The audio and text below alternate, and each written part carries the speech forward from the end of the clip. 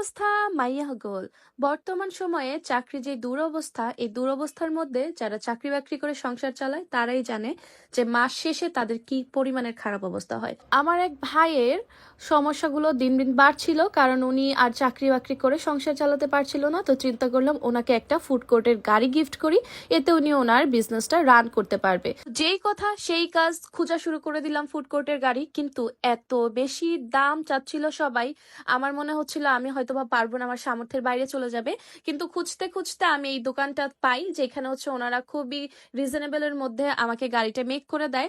আর আমার কাছে অনেক বেশি ভালো লাগছে তাদের আচার আচরণ এজ এ কাস্টমার হিসেবে। আর আপনারা অনেকেই হয়তোবা চিন্তা ভাবনা করছেন যে নিজেরা একটা বিজনেস করবেন, কিংবা ফুড কোর্টে খাবারের বিজনেস করবেন, আপনারা হয়তোবা ট্রাস্টেড কিংবা রিজনেবল এর মধ্যে কোনো ভালো গাড়ি পাচ্ছেন না। অনেকেই দেখা যায় এই টাইপের গাড়িগুলো সেকেন্ড হ্যান্ড কিনতে যায়, তারপরেও অনেক বেশি দাম লাগে। তো সেক্ষেত্রে আপনারা কিন্তু আপনাদের বাজেট অনুযায়ী এইরকম ফুড কার্ট কিনে নিতে পারবেন। বিশেষ করে নারীরা আজকালকার দিনে অনেক পরিমাণে এরকম ফুড বিজনেস নিয়ে রাস্তায় দাঁড়াচ্ছে। এটা দেখতে যে কি পরিমাণে শান্তি লাগে যে আজকালকার দিনে আমাদের মেয়েরাও ঘরে বসে খায় না, তারাও কাজ করে খায়।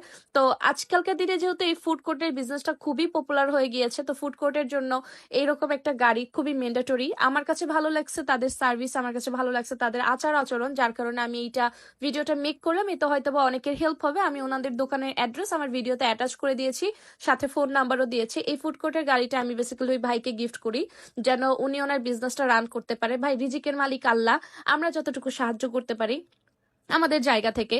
আর একটুখানি পুশ দিলে অনেকেই অনেক ভালো কিছু করতে পারে, সেটার সবচেয়ে বড় প্রমাণ আমি।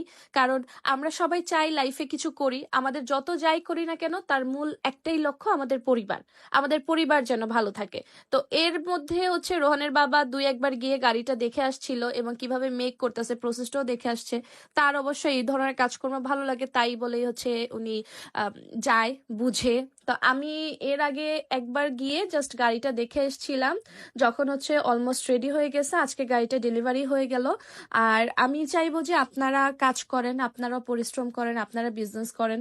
আর আমাদের সবসময় সবার বাজেটটা ওরকম থাকেও না।